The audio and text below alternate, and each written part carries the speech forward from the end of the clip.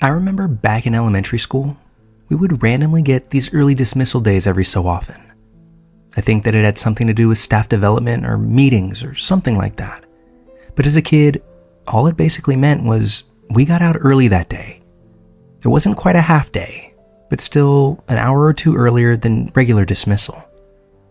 I remember sitting quietly at my desk one of these days, working on some math problems, when the classroom phone rang and I turned to my friend. I made a joke and said, "Watch it be for me." We all stared at the teacher as she answered the phone because, let's be real, 90% of the time, when that phone rang, it meant someone was getting to leave early. But that's when her eyes met mine, and my joking stopped cold. I felt this weird jolt in my stomach. I remember being an anxious kid, so my mind immediately jumped to the worst case scenarios. Oh no, someone must have died. The teacher said a few things into the phone and then looked dead at me and asked, "Hey, when are you getting off the bus today?" It was a strange question, even to my 7 or 8-year-old mind. Mainly because my mom, who was my main parent at the time, knew when I'd be home, especially on those early dismissal days, since she had to leave work early to meet me. Still, I just said, the normal time. The teacher spoke into the phone for a few more seconds and then hung up. When she walked by my desk, I asked her what that was about, and she told me that my parent had just called to double check what time I'd be getting off the bus. Again, weird, but I didn't think very much of it. I'm sure I was too concerned with recess or lunch at that point. Well, later that afternoon, I got off the bus and walked home like usual. Nothing seemed out of the ordinary. When I walked through the front door, my mom greeted me and helped me take off my coat. She asked me how school went and what we learned, the normal parent spiel. That's when I casually asked her, "Why did you call the school to ask what time I was getting off the bus?" That's when her whole expression changed. She went visibly pale and told me, "I didn't call the school." I told her everything. The call, the weird question from the teacher, and how she said that it was one of my parents. That's when my mom went into panic mode. She started making all sorts of fast, frantic calls. And while she didn't say anything to me, I could feel in the air of the house that something was wrong. About 20 minutes later, my stepdad came home early from work. Then, not long after that, a single state trooper pulled up in front of our house. I was terrified at that point. I thought I had somehow done something wrong. But the officer sat down with me and calmly asked me a few questions. "Recently, when you've gotten off the bus, has anyone tried to talk to you? Have you seen any unfamiliar cars parked nearby? Maybe ones that don't have kids in them? Has anyone offered you a ride?" I told him no to all the questions. I hadn't seen or noticed anything suspicious. We lived in a quiet, older neighborhood, filled mostly with retirees. It never felt unsafe to me. After the questioning, my mom told me to pack an overnight bag. It was my dad's weekend for visitation. When he came to pick me up, I overheard the trooper grilling him with questions from the top of the stairs. My dad sounded as confused and concerned as anyone else. Eventually, I left with him for the weekend, and while we were together, my dad taught me a bit of self-defense. At the time, I thought it was cool, although clearly I didn't fully understand the context or what had nearly happened. Time went on. No more questions, no more updates. Life just went back to normal. And eventually, I forgot about the whole thing. Well, fast forward to today, I was listening to Lazy Masquerade on YouTube. He'll sometimes narrate creepy stories from Reddit, and something about his tone or the content itself triggered this memory deep inside the vault. I texted my mom to ask about it, and what she told me sent chills throughout my entire body. She said that she had learned that someone had called the school pretending to be my dad. Whoever this man was, he knew my full name, my dad's full name, as well as my mom's. He kept insisting that my mother couldn't get out of work in time and had asked him to pick me up at the bus stop instead. Apparently, the school never thought to call my mom to confirm. I now believe the only reason that I wasn't abducted that day is because I told the teacher I'd be getting off the bus at the normal time, which on a regular day would have been around 3:15. Even though on this day, due to early dismissal, I had actually gotten home much closer to 1:45. By the time this creep went to find me, I was already home safe. I think that one nondescript answer likely saved my life. The more I've thought about it over the years, the scarier it's become. Because whoever that guy was, I don't think he was some random stranger. He knew too much about my family to just have stumbled across that information. It had to be someone who had been close to us at some point, either a family member or maybe a friend of the family. And that realization keeps me awake at night. Even worse, we still live in the same house. We still have the same extended family. And now I have a little brother who's roughly the same age that I was when all of this happened. I pressed my mom for more details, and after a long pause, she admitted something that she had felt in her gut for a long time. She's pretty sure that this was done by an abusive ex-boyfriend of hers. Now, apparently this guy was around when I was young, but I don't remember him at all, although I remember whispers about his name growing up. She told me that he had outright threatened her after their breakup, said in no uncertain terms that he was going to take me. She never thought he'd actually try, but she feels in her bones that he did. And the only thing that stopped him was a random twist of scheduling and a lucky answer from a very confused little kid. It's been years since that day, but I still get goosebumps when I think about how easily things could have gone differently. How I might not be here to tell this story. How close I came to being just another milk carton kid. Like I said, I don't remember this man. I wouldn't know him if I passed him on the street. But I know he exists, and I know what it is that he tried to do.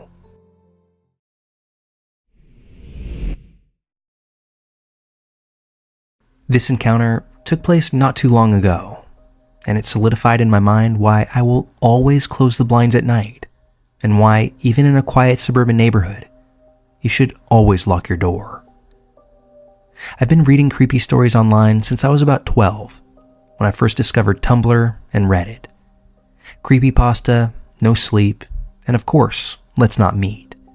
So I have long since taken to checking all windows and locks before I go to bed at night, and closing blinds and curtains for fear I might look out to see some creep in a clown costume with a knife in my garden, or a child with their head held at an unnatural angle. I always sort of wished I had a creepy encounter, just so I could write about it. But if I never have another experience like this for the rest of my life, it'll be too soon. So, obligatory context. This nice suburban neighborhood, as I say, is home to my parents. Little town in Cheshire, England. Quiet street where we all know each other. Low crime rate, except one house which has been heavily burgled twice in about 10 years. Both opportunistic break-ins. Once because the keys were near the door and the invaders smashed a small pane to reach them before letting themselves in. The other time, they'd left their blinds open overnight, leaving laptops, wallets, and both car keys on full display. Anyway, I don't live with my parents anymore, but I was back in town and staying with them for a few days over summer. I was sat in the kitchen, which faces onto the street, and working on my laptop, just glancing up occasionally to watch people pass by walking dogs or strolling with a pram. I'd seen something moving in my peripheral, so, like every time, I looked up hoping to see a dog walker or one neighbor and her newborn grandson. But this time, nope. Two people, a man in a semi-casual suit and a woman in plain jeans and a blouse. But they were moving awkwardly. The woman had her head craned over to one of her shoulders, and her arm on that side was bent backwards and unnaturally held upward with her hand rhythmically flicking. Her other arm randomly but smoothly glided about, guided by her elbow. It was a bit like when you try to push two magnets together at the same point of polarity. That's the only way I can really describe it. I have friends with epilepsy, and I've never seen them contort or flick like that. Not even their myoclonic jerks. The man looked more like one of those dancing inflatables you see at a used car dealership. That's truly the only way I could describe his movements. They walked past my parents' house, and I instinctively called out to my cat, checking that he wasn't outside with those weirdos. I found him upstairs in my old room. He was looking out the window, and as I followed his gaze, I see two of the kid neighbors in the double-burgled house waving across to me. Well, to my cat, but I waved back all the same, and they were in their parents' upstairs bedroom window. I went downstairs to tell my parents about the strange moving people, and my dad just furrowed his brow, asked if they were gone, and said to double-check that the door was locked. I headed back to the kitchen to check on our back door. This door doesn't have any windows in it, so you can understand that I nearly jumped out of my skin when, as I put my hand on the door handle, it was pushed down from someone on the other side. I push on the door immediately, keeping it shut before anyone can push it from the outside. I also must have screamed because I hear my dad call back. I hear his footsteps coming through the house. Then I hear a loud gasp on the other side of the door and out of the kitchen window. Guess who I look up to see making a retreat? Both creepy moving dude and dudette. By the time my dad's made it through the house, they're gone. He doesn't seem to believe me, although he doesn't seem exactly doubting either.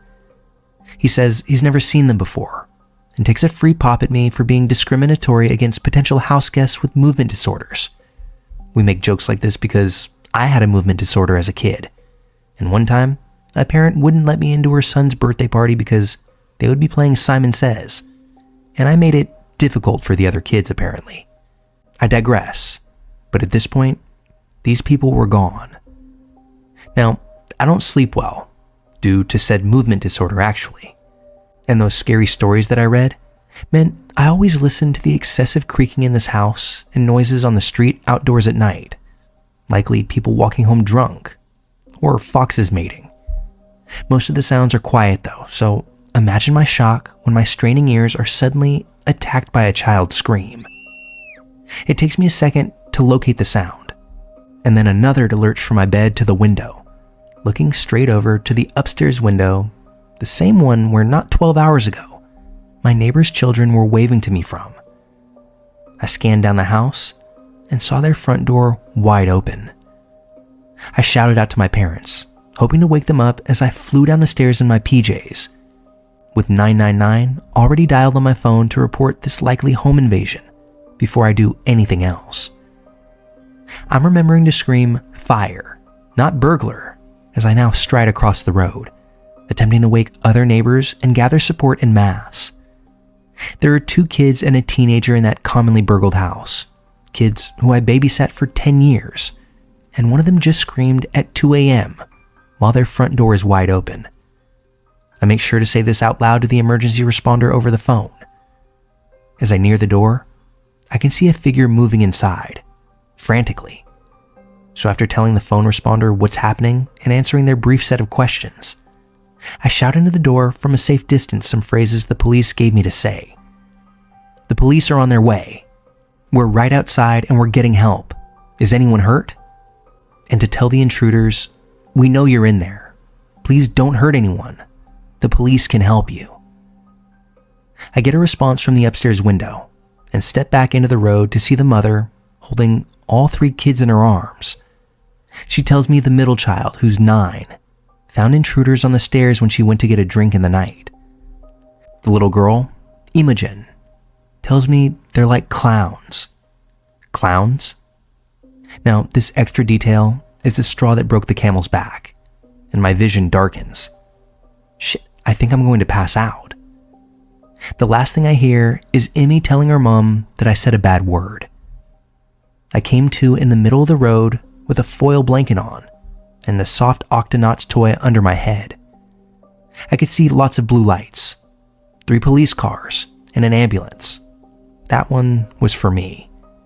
I can also see my neighbors out of the corner of my eye.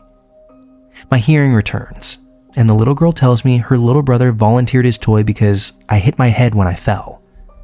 Suddenly, I'm up and looking around to count all 5 of the family members and checking for injury. Over the top of their heads, I can see an arm frantically waving in and out of view. Yeah, you guessed it. Moving weirdos broke into my neighbor's house. I see the woman is standing still, her head still slumped to the side just as she's lowered into a police car.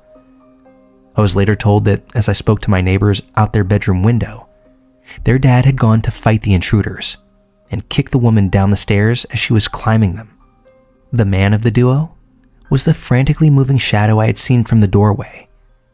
Police reckon they'd been trying doors up and down our street and finally found one that was unlocked. I then told them about the couple trying our door earlier in the afternoon. At that point, I'm guided to the ambulance and sat on the bed whilst paramedics tend to a large cut on the back of my head from my fall.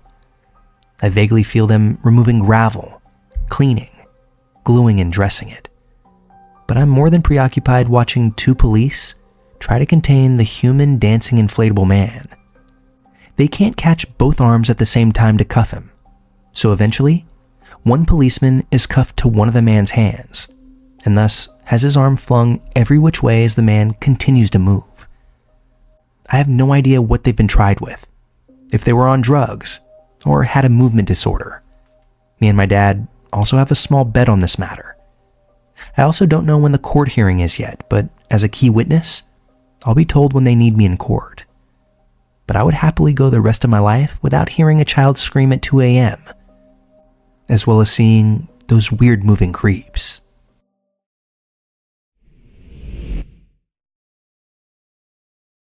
I'm afraid that my story might not sound as dramatic as others you've heard, but I remember every detail like it happened yesterday, and that's saying something. I was around 11 or 12 years old at the time, just a kid enjoying a summer day at Great America with my older sister. She was about 16 at that point, just old enough to boss me around and more or less get away with it. We had already been on a bunch of rides that day, but there was one I didn't want to try. It was this massive pirate ship that swung like a pendulum, eventually doing full 360-degree loops where riders would hang upside down. My sister kept pestering me to go on it. I kept saying no, but she just kept nudging.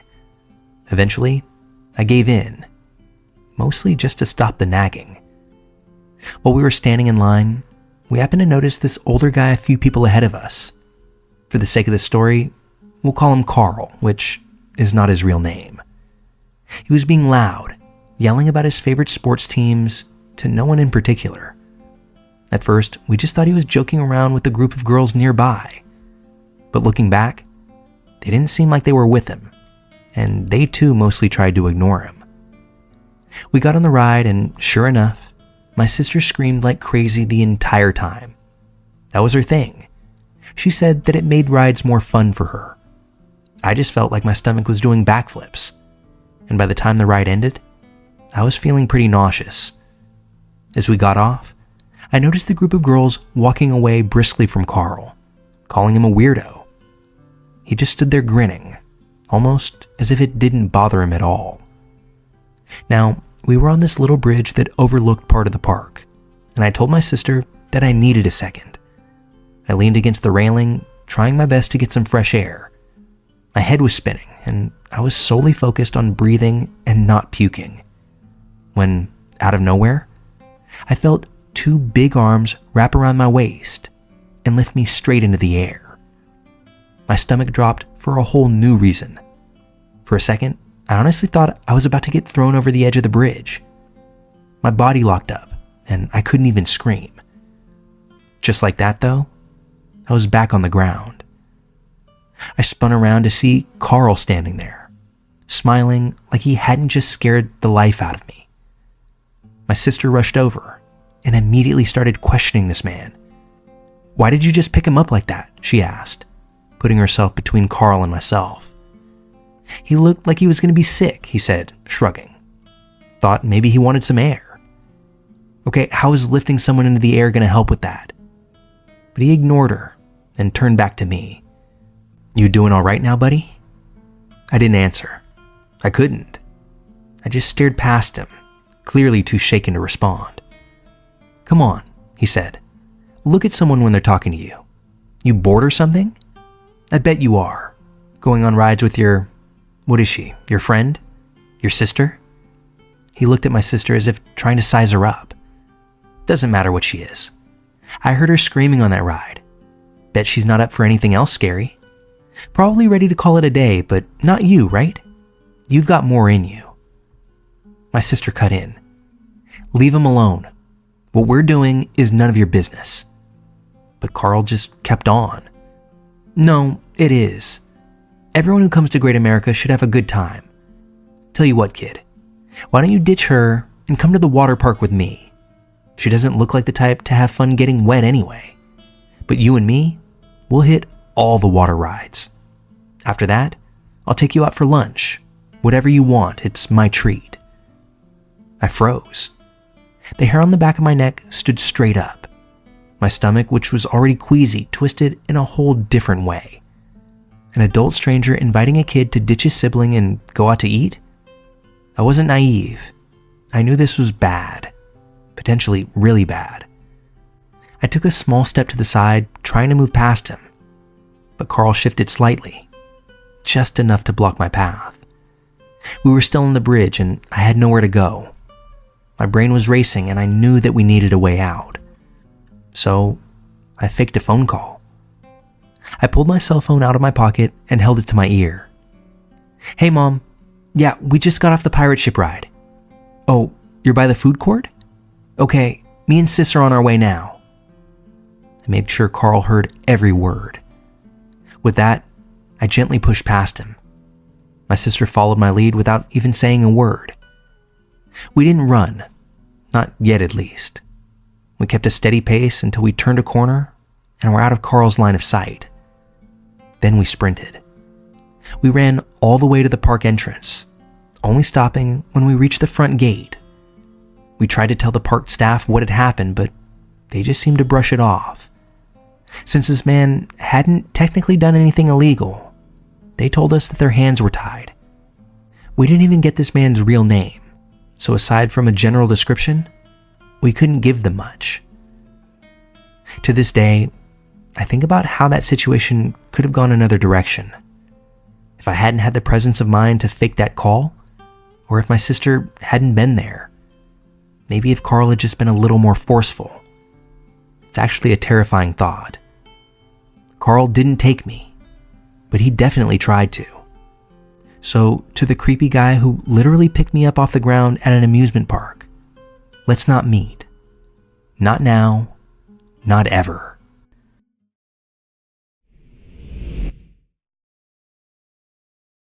This takes place about 10 years ago in Kansas City, Missouri. I'm originally from California, so trading out my city life for a less urban lifestyle was pretty challenging for me. Making friends was hard, but I made the move to be with my dad, who lived in an apartment complex with a roommate. My dad was a trucker, so he was gone for weeks at a time, while I was left alone to work and come home to a foreign place that I was slowly becoming accustomed to. The roommate was gone most of the time because he had a girlfriend, and he would leave his dog with me, so I never really truly felt alone in the apartment. I also had an old lady for a neighbor that would come up to check on me too. That's how people were in that area, and I found it kind of endearing how people knew their neighbors. I got to know everyone in my building's name after about 6 months of living there, except for one. There was this guy, I'd say in his early to mid-50s, who lived directly below my apartment. He looked, for lack of a better description, like a creep. He was bald, except for on the sides of his head, which that hair was straggly. He was tall and kind of skinny, had these outdated 90s glasses that you'd see on America's Most Wanted, as well as a thick mustache. He was the only person in the building who wasn't particularly friendly, or at least didn't make the effort to say hello or introduce himself to me. He also happened to be the maintenance man for all 5 buildings in the complex. That part didn't give me much pause at first. I honestly don't care if you're not overtly friendly to me. I enjoy having space of my own, and sometimes being too friendly can come off suspicious. That's just a personal problem for me, but I'm explaining why I didn't send up any red flags at first. One day, when I was pulling out of the driveway to go to work in the morning, I noticed across the large lawn that led to the door to our buildings, the maintenance man was standing in the center, staring directly at me. Stare may actually be the wrong word here, more like glare. At first, I looked around confused, thinking perhaps he was looking at someone or something behind me, but I was the only one there. Although a bit sketched, I shrugged it off and continued about my day, forgetting all about it by the time I clocked out. The next day, I was over at my neighbor Claire's apartment, the older lady that I had mentioned, and she happened to bring up a maintenance issue she had, but mentioned she would never ask the maintenance man for anything, and neither should I. I tried to ask her more about what she meant by that, but she ended up being very broad and said something along the lines of, "Oh, he's just a known creep around here." Well, fast forward to the first incident.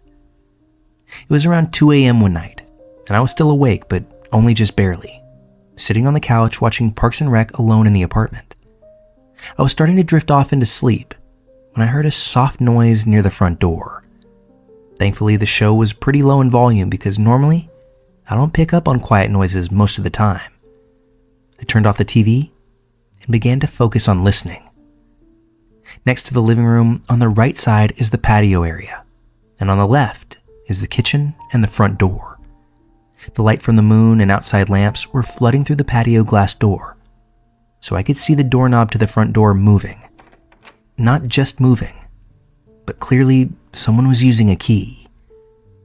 In an instant, the door flung open and I was on my feet, with nowhere to hide at that point.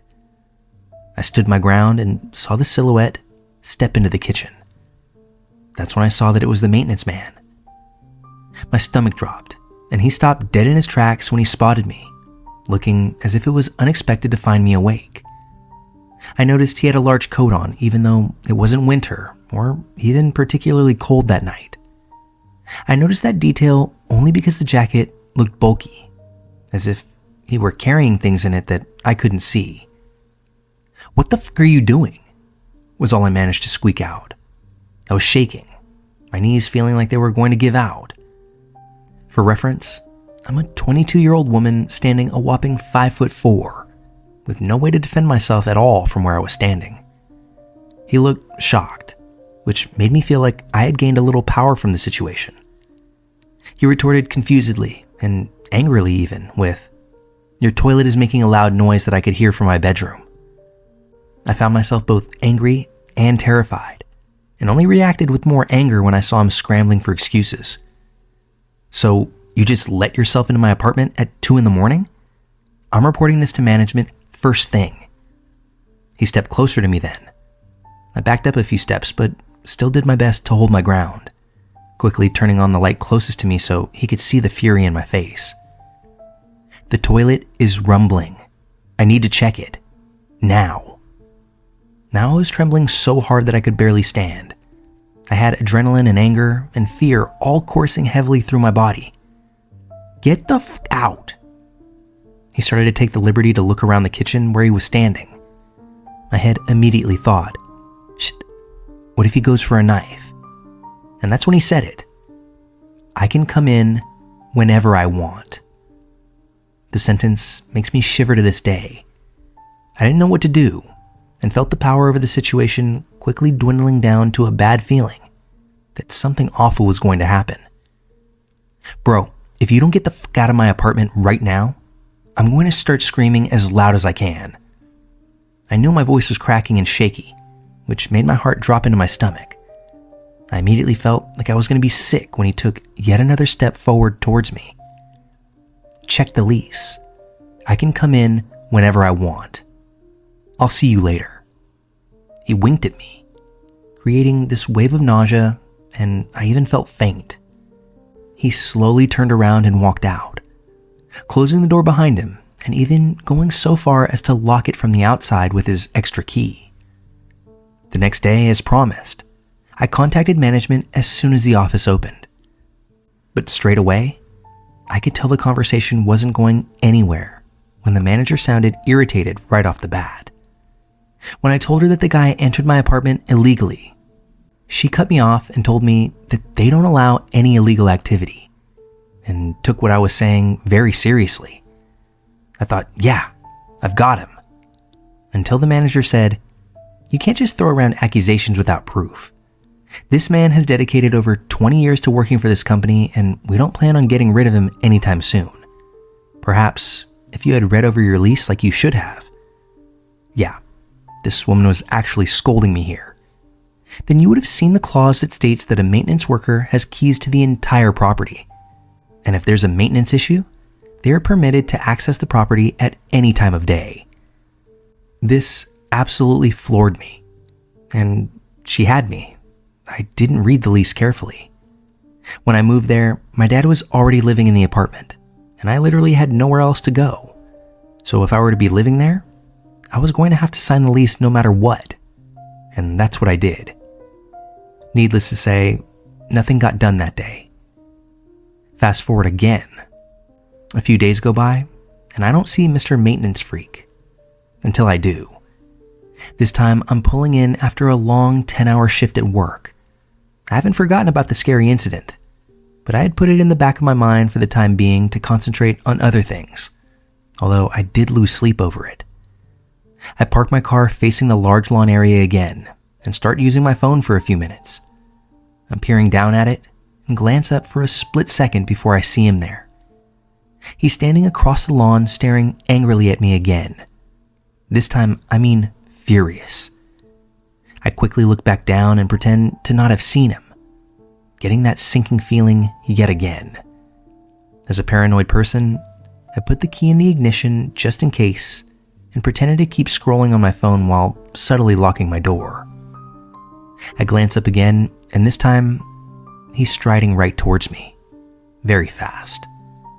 I look in my rearview mirror, hoping to see someone else that he may be stomping angrily towards. And of course, there's no one behind me.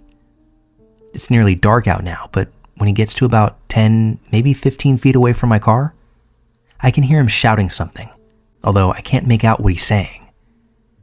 Now I put my phone down, and I'm watching him come right at me until he reaches my window and starts banging on it with all of his might. Then he slams his body into the door. He's also fidgeting angrily with the handle, even though my doors are locked. My car doesn't have automatic locks, so I'm praying to God that all my doors are locked at this point. My hands are shaking so bad that I'm having trouble starting the car. And when I finally do, that's when I realize what he's saying, which was a repeated cycle of the following phrases. I'm gonna get you, bitch. I told you I can come in whenever I want. You really want to take me on? I'll fucking kill you. I peeled out of there so fast, not even knowing where to go. I drove to the next county over, found a motel, and stayed there the night. The next day, I took off work and went straight to the management's office. I told them exactly what had happened, and no matter what I said, they didn't believe me. This maintenance man was apparently God's gift to mankind or something. He was a monument to the company, and they appreciated his 20 years of service and dedication to them, over him threatening someone's life with his words. Long story short, I lost it. I called the management lady a psychotic and ended up getting evicted. I reported all of this to the police, but between the lack of evidence that I had and his perfect, shining record and references from his employers, the police said there was nothing they could do to move forward. My dad and I ended up finding a nice house about 10 minutes away from that place. I ended up inviting Claire, my older neighbor, to the new house a few months later. That's when she told me that there was a single woman in the apartment before the roommate and my dad had moved in there, and that she also left in a hurry after something happened with the maintenance man. This involved taking photos of her walking to and from her apartment and to her car. When she confronted him about it, he told her, "I can do whatever I want." I guess in Kansas City, maintenance workers are like God. They get away with whatever they want and have shining reputations. I think when it was all said and done, I lasted about 2 years in Missouri. I've been back in California ever since. The resounding lesson that I took from this story was, always be sure to read through your entire lease and rental agreement before you put pen to paper. There's no telling the headache that it could save you down the road.